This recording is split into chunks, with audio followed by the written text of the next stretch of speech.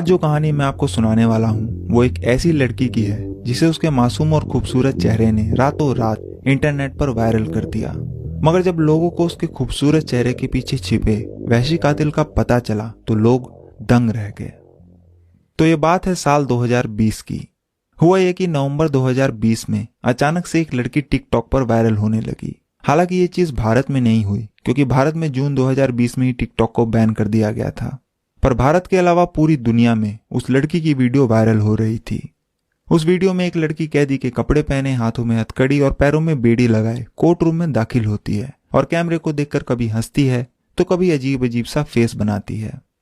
उसकी ये जो ओरिजिनल वीडियो थी वो करीब 7 साल पुरानी यानी साल 2013 की थी, पर नवंबर 2020 में लोगों ने उसकी इस वीडियो के साथ टिकटॉक पर डुएट बनाना शुरू कर दिया। उसकी वीडियो को एडिट करके बैकग्राउंड म्यूजिक लगाकर टिकटॉक पर डालने लगे और देखते ही देखते वो लड़की इंटरनेट पर छा गई। यहां तक कि लोगों ने सोशल मीडिया पर उसके नाम का फैन पेज तक बना डाला, और ये सब इसलिए क्योंकि वो लड़की दिखने में सुंदर और मासूम थी। तो अब सवाल आता है कि आखिर ये लड़की है कौन और इसने ऐसा क्या क्राइम किया था। जिस लड़की की मैं बात कर रहा हूं उसका नाम है इजाबेला गुजमैन, जो कि अपनी मां युनमी होए और सौतेले पिता रियान होए के साथ अमेरिका में कोलोराडो के अरोरा शहर में 2624 साउथ लिमा स्ट्रीट में रहा करती थी। उसकी ये जो कोर्ट तक पहुंचने की कहानी है उसकी शुरुआत होती है मंगलवार 27 अगस्त 2013 को, और उस वक्त इजाबेला की जो उम्र थी वो सिर्फ 18 साल थी। और ये कहानी का वो पार्ट है जो कि अगर नहीं होता तो शायद इजाबेला कोर्ट तक नहीं पहुंचती और ना ही वो टिकटॉक पर वायरल होती और ना ही मैं आज आपको ये कहानी सुना रहा होता। तो हुआ ये कि मंगलवार 27 अगस्त 2013 की शाम इजाबेला की मां युनमी होए अपने स्टूडियो से काम खत्म करके वापस अपने घर लौट रही थी।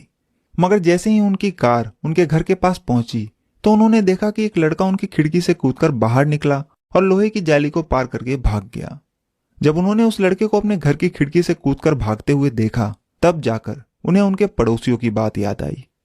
दरअसल उनके जो पड़ोसी थे वो इससे पहले भी कई बार युनमी होए को ये बात बता चुके थे कि जब भी वो घर पर नहीं होती है तो इजाबेला अक्सर अपने साथ अलग अलग लड़कों को अपने घर लेकर आती है, और वो लड़के जैसे ही घर में किसी के आने की आवाज सुनते थे तो वो खिड़की से कूदकर भाग जाया करते थे। मगर उस वक्त युनमी होए को उनकी बातों पर यकीन नहीं हुआ, पर जब 27 अगस्त 2013 की शाम उन्होंने खुद अपनी आंखों से एक लड़के को इजाबेला की कमरे की खिड़की से भागते हुए देखा तो उन्हें यकीन हो गया कि उनके पड़ोसियों की बात बिल्कुल सच थी।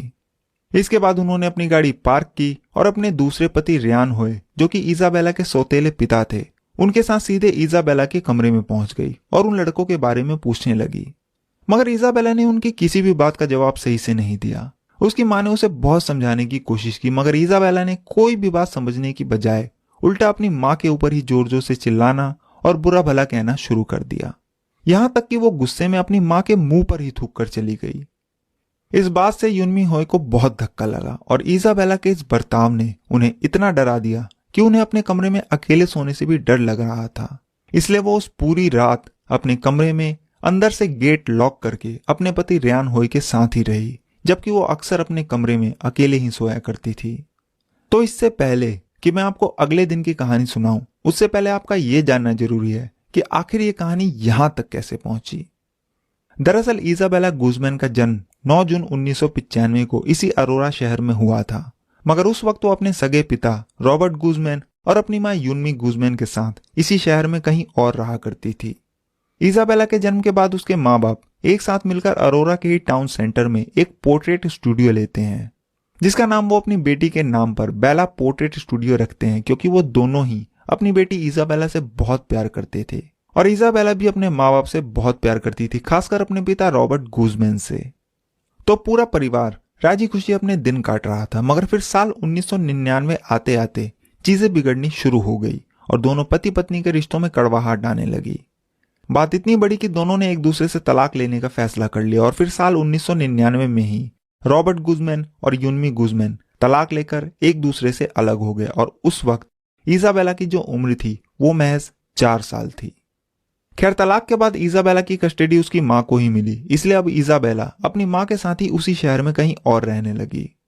इजाबेला जो थी वो बचपन से ही थोड़ी जिद्दी और गुस्सैल टाइप की थी, पर अपने माँ बाप के तलाक के बाद वो अब और ज्यादा जिद्दी और चिड़चिड़ी सी हो गई थी।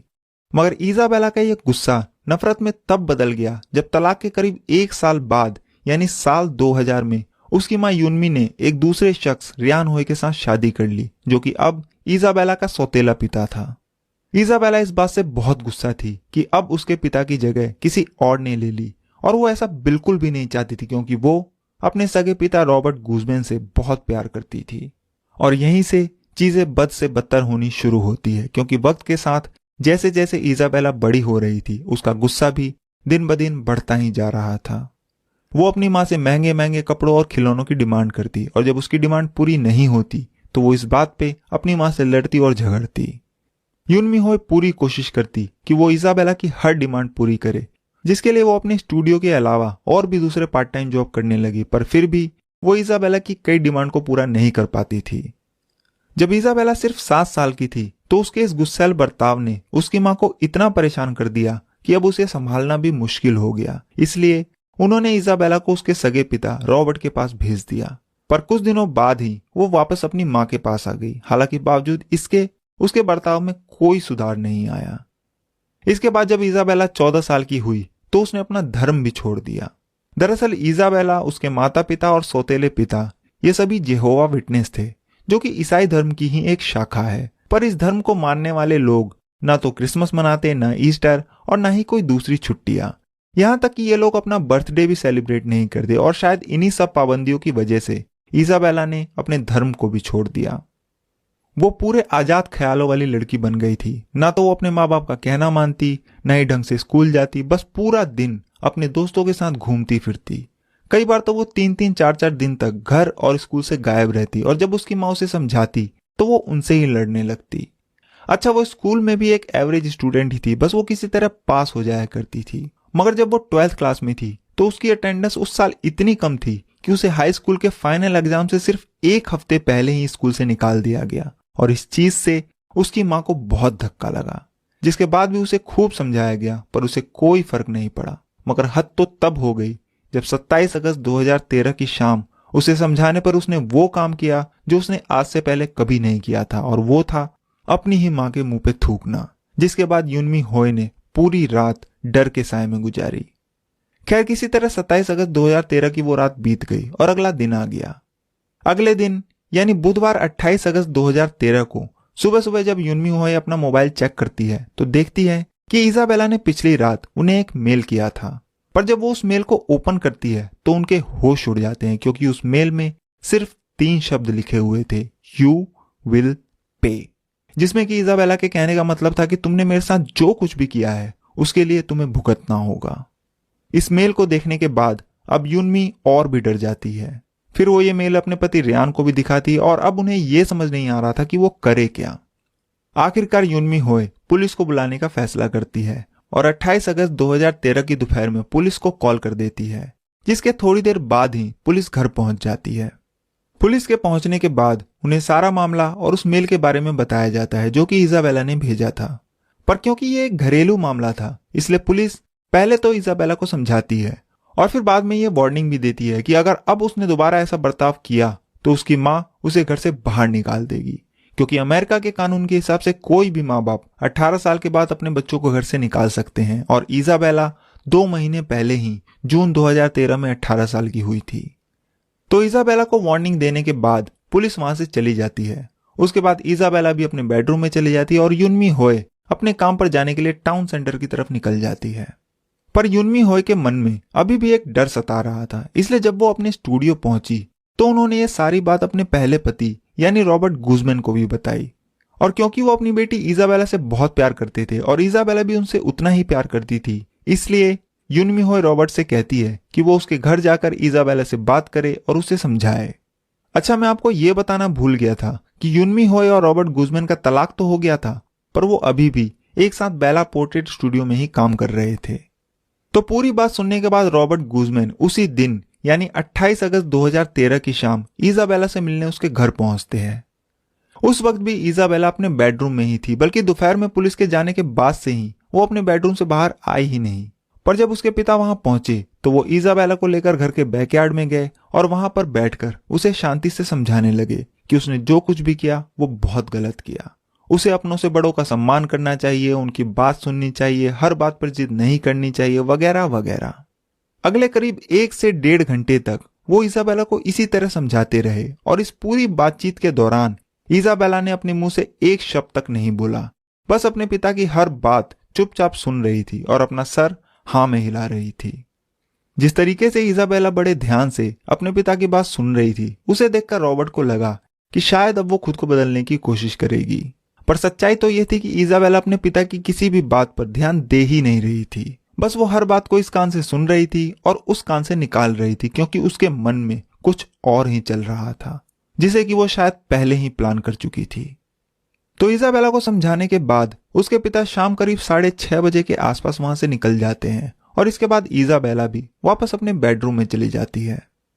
इसके ठीक 3 घंटे बाद रात करीब 9:30 के आसपास यूनमी होय भी अपना काम फिनिश करके वापस घर पहुंचती है और वो अपने साथ रेयान के लिए मैकडोनल्ड से रात का खाना भी लेकर आई थी। घर पहुंचने के बाद यूनमी रेयान से पूछती है कि इजाबेला कहाँ है, तो वो कहता है कि उसे नहीं पता, पर हाँ उसने करीब 1 घंटे पहले लगभग 8:30 के आसपास इजाबेला को घर के किचन में देखा था। रेयान की बात सुनने के बाद यूनमी ऊपर फर्स्ट फ्लोर पर बाथरूम में नहाने के लिए चली जाती है और इधर रेयान लिविंग रूम में बैठकर अपना डिनर करने लगता है, जो कि यूनमी उसके लिए लाई थी। इसके थोड़ी देर बाद ही रात करीब 10 बजे से थोड़ा पहले ही रेयान को अचानक से ऊपर फर्स्ट फ्लोर से धमधम की आवाज सुनाई देती है। ऐसा लग रहा था जैसे कोई जमीन पर गिरा हो या दीवार से टकराया हो। और फिर कुछ सेकंड बाद ही यूनमी चिल्लाकर उसका नाम पुकारती है। अपना नाम सुनते ही रेयान ऊपर उठकर बाथरूम की तरफ भागता है और वो जैसे ही ऊपर पहली मंजिल पर पहुंचा तो उसने देखा कि बाथरूम का दरवाजा खुला हुआ है और शावर के चलने की आवाज आ रही है। फिर वो बाथरूम के जब और करीब गया तो उसने बाथरूम के अंदर इजाबेला की एक झलक देखी, मगर उसने जैसे ही बाथरूम में घुसने के लिए दरवाजे को धक्का दिया, इजाबेला ने अंदर से पूरी जान लगाकर दरवाजे को अंदर से लॉक कर दिया। इसके बाद अंदर से यूनमी होए के जोर जोर से चिल्लाने की आवाज आने लगी और बाहर से रेयान बाथरूम का दरवाजा पीटने लगा, पर दरवाजा नहीं खुला। उसने पूरी जान लगा दी दरवाजे को खोलने के लिए, पर कोई फायदा नहीं हुआ। अभी वो ये सोच ही रहा था कि दरवाजे को कैसे खोले कि तभी उसकी नजर नीचे पड़ी और उसने देखा कि बाथरूम के नीचे से खून बहकर बाहर आ रहा है और ये देखते ही उसकी हवा खराब हो गई। वो तुरंत भागकर नीचे गया, अपना फोन उठाया और 911 पर पुलिस को कॉल कर दिया। उस वक्त रात के करीब 10:05 हो रहे थे। कॉल पर रेयान ने पुलिस को बताया कि उसकी बीवी और सौतेली बेटी बाथरूम के अंदर बंद है और उसे लग रहा है कि उसकी बेटी उसकी बीवी के ऊपर जानलेवा हमला कर रही है, क्योंकि बाथरूम के नीचे से खून बहकर बाहर आ रहा है। इसके बाद रेयान पुलिस को पिछली रात और सुबह जो कुछ भी हुआ उसके बारे में बताने लगा और बताते बताते ऊपर पहुंच गया। तभी अचानक से रेयान ने एक जोर की आवाज सुनी, यहोवा मतलब कि भगवान। और ये आवाज और किसी की नहीं बल्कि उसकी बीवी यूनमी होय की थी और ये उसकी आखिरी आवाज थी। उसके बाद सब कुछ बिल्कुल शांत हो गया। थोड़ी देर बाद ही बाथरूम का दरवाजा खुला और अंदर से इजाबेला एक पिंक कलर की स्पोर्ट्स ब्रा और टर्कोइश कलर के शॉर्ट्स पहने हुए बाहर निकली। उसके पूरे कपड़े और उसका बदन खून में सना हुआ था और उसने अपने सीधे हाथ में एक चाकू ले रखा था जिसमें से अभी भी खून टपक रहा था। इजाबेला को इस हालत में देखकर रेयान सन्न रह गया और वो जहां खड़ा था वहां खड़ा का खड़ा रह गया। उसे लगा कि अब अगला नंबर उसी का है, लेकिन इजाबेला ने रेयान की तरफ देखा तक नहीं और न ही उसके चेहरे पर कोई एक्सप्रेशन था। वो सीधे रेयान के बगल से निकल गई और नीचे जाकर बैकयार्ड की तरफ चली गई। इसके बाद रेयान फौरन भागकर बाथरूम में गया, पर वो जैसे ही बाथरूम में पहुंचा उसके पैरों तले जमीन खिसक गई, क्योंकि पूरे बाथरूम में खून ही खून बिखरा पड़ा था और उसकी बीवी यूनमी होय बाथरूम के फर्श पर नंगी हालत में पड़ी थी। यूनमी होय के गले पर एक बड़ा और गहरा कट का निशान था और उसके पूरे चेहरे और सीने पर चाकू घोंपने के अनगिनत निशान थे और उसके बगल में एक लकड़ी का बेसबॉल बैट भी पड़ा हुआ था। रेयान होय जो है वो अभी भी कॉल पे ही था और जब उसने पुलिस को अपनी बीवी के हालत के बारे में बताया तो पुलिस ने उसे अपनी वाइफ को सीपीआर देने को कहा। इसलिए रेयान यूनमी होय को सीपीआर देने लगा, पर कोई फायदा नहीं हुआ, क्योंकि यूनमी लगातार दोनों खुली आंखों से बस छत की तरफ देख रही थी, जिसे देखकर यह साफ लग रहा था कि यूनमी होय की मौत हो चुकी है। खैर, रेयान के कॉल के 11 मिनट बाद रात लगभग 10:16 पर अरोरा पुलिस भी वहां पहुंच गई और इसके थोड़ी देर बाद ही मेडिकल टीम भी पहुंच चुकी थी। उसके बाद उन्होंने यूनमी होय की जांच की और 28 अगस्त 2013 की रात 10:28 पर उसे मुर्दा घोषित कर दिया और लाश को पोस्टमार्टम के लिए भेज दिया। इसके बाद अरोरा पुलिस इजाबेला को ढूंढना शुरू करती है, मगर वो पूरे घर में कहीं नहीं मिलती। फिर पुलिस घर के बैकयार्ड में देखती है, क्योंकि बाथरूम से निकलने के बाद इजाबेला उसी तरफ गई थी, मगर वहां से भी पुलिस को कुछ नहीं मिला। अब पुलिस इजाबेला के फोन के सिग्नल के जरिए उसकी लोकेशन ढूंढने की कोशिश करती है, पर यहां भी उन्हें कोई कामयाबी नहीं मिलती, क्योंकि इजाबेला का फोन बंद आ रहा था। इसके बाद अरोरा पुलिस मीडिया के जरिए एक पब्लिक एडवाइजरी जारी करती है, क्योंकि वो आम लोगों के लिए भी खतरा हो सकती थी, प्लस उसके पास हथियार भी था, और पब्लिक से ये अपील करती है कि वो जहां भी जिसे भी दिखे वो तुरंत पुलिस को खबर करे। इसी बीच अगली सुबह यानी 29 अगस्त 2013 को युनमी होय की पोस्टमार्टम रिपोर्ट भी आ गई, जिसमें पता चला कि युनमी होय के ऊपर 79 टाइम्स 79 बार चाकू से हमला किया गया था, जिनमें से 31 बार उसके चेहरे पर और 48 बार उसके गले और सीने पर वार किया गया था। हालांकि बाद में कोर्ट की सुनवाई के दौरान पता चला कि युनमी होय के ऊपर 79 नहीं बल्कि 151 बार हमला किया गया था, जिनमें से 35 बार उसके चेहरे पर, 51 बार उसके गले पर और बाकी के 65 हमले जिस्म के अलग अलग हिस्सों पर किए गए थे। इसके अलावा चाकू मारने से पहले उसे बेसबॉल से भी पीटा गया था। तो जब यह पोस्टमार्टम की रिपोर्ट मीडिया में आई तो यह खबर देखते ही देखते पूरे अमेरिका में आग की तरह फैल गई और लोगों को विश्वास नहीं हो रहा था कि एक बेटी ने अपनी ही मां का इतनी बुरी तरीके से कत्ल कर दिया था। इधर पुलिस भी इजाबेला को ढूंढने में लगी थी, पर उन्हें अभी तक कोई कामयाबी नहीं मिली थी। तभी अचानक से उसी सुबह लगभग 11:30 बजे के आसपास 911 पर एक गुमनाम कॉल आता है, जिसमें कि बताया जाता है कि 2851 साउथ पार्कर रोड के पार्किंग गैराज में एक कार के अंदर खून से सनी एक बॉडी पड़ी है। खबर मिलते ही अरोरा पुलिस तुरंत साउथ पार्कर रोड की तरफ निकलती है, मगर जब वो वहां के पार्किंग गैराज में पहुंची तो जिस कार के अंदर बॉडी पड़ी थी वो गायब हो चुकी थी। अब पुलिस को यह समझ नहीं आ रहा था कि आखिर एक डेड बॉडी कार के अंदर से गायब कहां हो गई, और वो भी दिन के उजाले में। लेकिन जब पुलिस ने उस कार की तलाशी ली तो पुलिस को उस कार से कुछ ऐसी चीजें मिली जो कि इजाबेला और युनमी होय के मर्डर से लिंक हो रही थी। इसलिए पुलिस ने सादी वर्दी में कुछ पुलिस वालों को उस पूरे एरिया में तैनात कर दिया। करीब 2 घंटे बीत गए मगर पुलिस को कुछ नहीं मिला, पर फिर तभी उन्हें पार्किंग गैराज से एक लड़की बाहर आती हुई दिखी, जिसने कि पिंक कलर की स्पोर्ट्स ब्रा और टर्कोइश कलर के शॉर्ट्स पहन रखे थे। पुलिस को लगा कि ये इजाबेला हो सकती है, पर फिर भी पुलिस कंफर्म करना चाहती थी, इसलिए उनमें से एक अंडरकवर ऑफिसर उस लड़की से बात करने के बहाने उसके करीब गया, और जब उसने उस लड़की को करीब से देखा तो उसे देखते ही यकीन हो गया कि वही इजाबेला गुजमैन है। इसके बाद वो इजाबेला के पीछे पीछे चलने लगा। थोड़ी देर बाद ही 2 और सादी वर्दी वाले पुलिस उसके साथ साथ चलने लगे, और वो जैसे ही बाहर पार्किंग मैदान में एक झाड़ी के पास पहुंचे, उन तीनों पुलिस वालों ने इजाबेला को घेर लिया और अपनी बंदूक उसके ऊपर तान दी। इजाबेला ने यहां भी पुलिस को गुमराह करने की कोशिश की और कहा कि उन्होंने गलत लड़की को गिरफ्तार किया है। यहां तक कि जब पुलिस वालों ने उसकी पहचान के लिए उसे उसकी आईडी दिखाई तो उसने कहा कि आईडी वाली लड़की की शक्ल तो उससे जरूर मिलती है, पर वो इजाबेला गुजमैन नहीं है, बल्कि उसने कहा कि उसका नाम समैंथा गोंजालिस है और वो सिंसिनाटी ओहायो में रहती है। पर उसके कपड़े और कपड़ों पर लगे खून ये साफ साफ इशारा कर रहे थे कि वो ही इजाबेला गुजमैन है, इसलिए पुलिस वाले उसकी किसी भी बात का यकीन नहीं करते। और आखिरकार मर्डर के लगभग 16 घंटे बाद 29 अगस्त 2013 की दोपहर 2 बजे पुलिस इजाबेला गुजमैन को उसके घर से सिर्फ 1.5 किलोमीटर दूर एक पार्किंग गैराज से गिरफ्तार कर लेती है।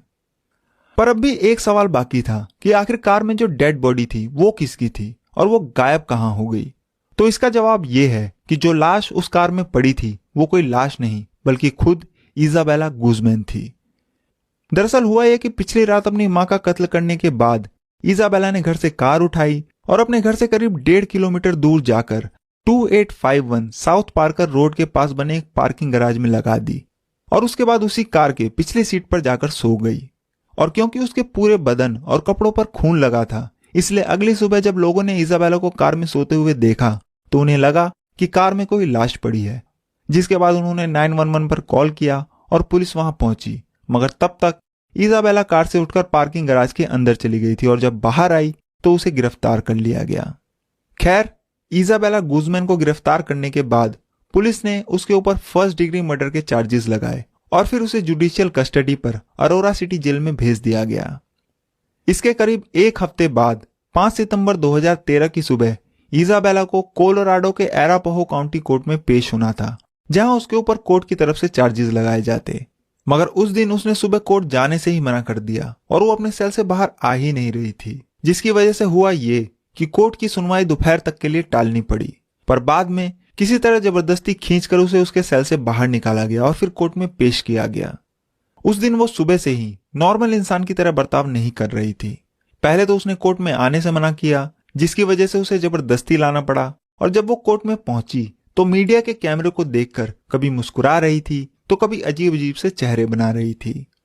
एरापाहो काउंटी कोर्ट के जज ने इजाबेला गुज़मैन के ऊपर मर्डर और वायलेंस के चार्जेस लगाए, और साथ ही जब तक उसका ट्रायल पूरा नहीं हो जाता वो तब तक कोई बेल भी नहीं ले सकती थी। इसके बाद करीब 9 महीने बीत गए और जून 2014 में इजाबेला गुज़मैन का ट्रायल शुरू हुआ। और क्योंकि जब उसने अपनी मां का मर्डर किया तब वो 18 साल की एक एडल्ट थी, और जिस बेरहमी से उसने अपनी मां के ऊपर 151 बार चाकू से हमला किया, उसे देखकर यह पक्का था कि इजाबेला को मैक्सिमम सजा यानी डेथ पेनल्टी ही मिलेगी। मगर कोर्ट में जैसे ही सुनवाई शुरू हुई, इजाबेला के वकील ने जज के सामने डॉक्टर रिचर्ड पाउंड्स की एक रिपोर्ट पेश की, जिसमें यह साफ साफ लिखा था कि इजाबेला की दिमागी हालत ठीक नहीं है और वो पैरानॉइड स्किज़ोफ्रेनिया नाम की दिमागी बीमारी से जूझ रही है। बाद में डॉक्टर रिचर्ड पाउंड्स ने अपनी गवाही में भी इजाबेला की दिमागी बीमारी को सही ठहराया। इसके अलावा उन्होंने कोर्ट में यह भी बताया कि जिस वक्त इजाबेला अपनी मां का कत्ल कर रही थी, उसे पता ही नहीं था कि वो अपनी मां को मार रही है, बल्कि उसे लगा कि वो एक सिसिलिया नाम की औरत को मार रही है, और ऐसा करने के लिए उसे सपने आते थे, और वो अगर ऐसा नहीं करती तो उसके हिसाब से पूरी दुनिया तबाह हो जाती। कोर्ट के जज जॉर्ज ब्रोचलर ने सारी रिपोर्ट्स और दलीलें देखने और सुनने के बाद अपना फैसला सुनाया, और उस फैसले में उन्होंने इजाबेला की दिमागी हालत ठीक ना होने की वजह से उसे कोई सजा नहीं सुनाई, और उसके इलाज के लिए उसे कोलोराडो के मेंटल हेल्थ इंस्टीट्यूट में भेज दिया गया, और कहा गया कि जब तक इजाबेला अपने और समाज के लिए खतरा नहीं रह जाती तब तक वो वहीं रहेगी। अब इसमें चाहे 1 साल लगे, 2 साल लगे या फिर पूरी जिंदगी। तो कोर्ट के ऑर्डर के बाद इजाबेला को कोलोराडो के मेंटल हेल्थ इंस्टीट्यूट में भेज दिया गया, और अगले करीब 6 साल तक, बल्कि 6 से भी ज्यादा सालों तक इजाबेला उसी मेंटल हेल्थ इंस्टीट्यूट में ही रही और उसका इलाज चलता रहा। पर फिर नवंबर 2020 में जब इजाबेला 25 साल की थी तो उसने मीडिया को एक इंटरव्यू दिया, जिसमें उसने एक नई चीज के बारे में बताया। उसने कहा कि घर में उसके साथ सभी लोग बहुत बुरा बर्ताव करते थे, और जब उसने 14 साल की उम्र में अपना धर्म छोड़ा तब उसे और ज्यादा टॉर्चर किया जाने लगा। हालांकि बाद में जब इस बात की इन्वेस्टिगेशन की गई तो ऐसा कोई सबूत नहीं मिला कि उसके साथ घर में बुरा बर्ताव किया जाता था। इसके अलावा उसने ये भी बताया कि जब उसने अपनी मां का खून किया तब वो अपने होश में नहीं थी, पर अब वो पूरी तरह से ठीक हो चुकी है, और अब ना ही वो खुद के लिए और समाज के लिए कोई खतरा है, इसलिए उसे इस मेंटल हेल्थ इंस्टीट्यूट से रिहा कर दिया जाना चाहिए। I was not myself when I did that, and I have since been restored to full health. If I could change it or if I could take it back, I would. ठीक उसी time जब media में उसका ये interview आया, अचानक से TikTok पर उसकी 7 साल पुरानी कोर्ट की वीडियो वायरल होने लगी। और सोशल मीडिया, खासकर टिकटॉक का तो आपको पता ही है कि लोग बिना सोचे समझे एक ट्रेंड को बस फॉलो करना शुरू कर देते हैं, और यहाँ भी ठीक यही हुआ। लोगों ने ये बिना सोचे समझे कि उसने पास्ट में क्या किया है उसके सपोर्ट में आ गए, और वो भी सिर्फ इसलिए क्योंकि वो दिखने में खूबसूरत और मासूम थी। लोगों ने तो यहां तक कहना शुरू कर दिया कि इजाबेला ने जो अपनी मां का कत्ल किया है वो उसी लायक थी, और ऐसी चीजें ये सोचने पर मजबूर कर देती है कि इंसानियत कहां से कहां जा रही है। हालांकि इस इंटरव्यू से इजाबेला को जरूर फायदा हुआ, क्योंकि अगले ही साल जून 2021 में इजाबेला गुज़मैन को कोलोराडो के मेंटल हेल्थ इंस्टीट्यूट से इस शर्त पर छुट्टी दे दी गई कि वो लगातार टाइम पर अपने डॉक्टर से थेरेपी लेती रहेगी। तो कुल मिलाकर इजाबेला ने जो कुछ भी किया, वो चाहे गुस्से में किया हो या दिमागी प्रॉब्लम की वजह से, वो अलग बात है। पर अफसोस की बात यह है कि जिस तरह से बाद में लोगों ने बिना सोचे समझे, बिना पूरी कहानी जाने, सिर्फ उसके चेहरे को देखकर उसके क्राइम को सही ठहराने की कोशिश की, वो बहुत गलत है। जबकि मैं मानता हूं कि ऐसा बिल्कुल भी नहीं होना चाहिए। हमें किसी भी अपराधी को उसकी खूबसूरती, उसका रंग, उसकी अमीरी या गरीबी देखकर नहीं, बल्कि उसने जो अपराध किया है उसे देखकर अपनी राय देनी चाहिए। तो ये थी पूरी कहानी इजाबेला गुज़मैन की। मुझे उम्मीद है कि आपको मेरी जानकारी जरूर पसंद आई होगी। आप चाहें तो मुझे इंस्टाग्राम या ट्विटर पर भी फॉलो कर सकते हैं, लिंक आपको डिस्क्रिप्शन में मिल जाएगा। और आप अपनी बात इस मेल आईडी पर मुझे मेल भी कर सकते हैं। तो मैं मिलूंगा अब आपसे अगली कहानी में, तब तक के लिए अपना ख्याल रखिए। Thank you very much.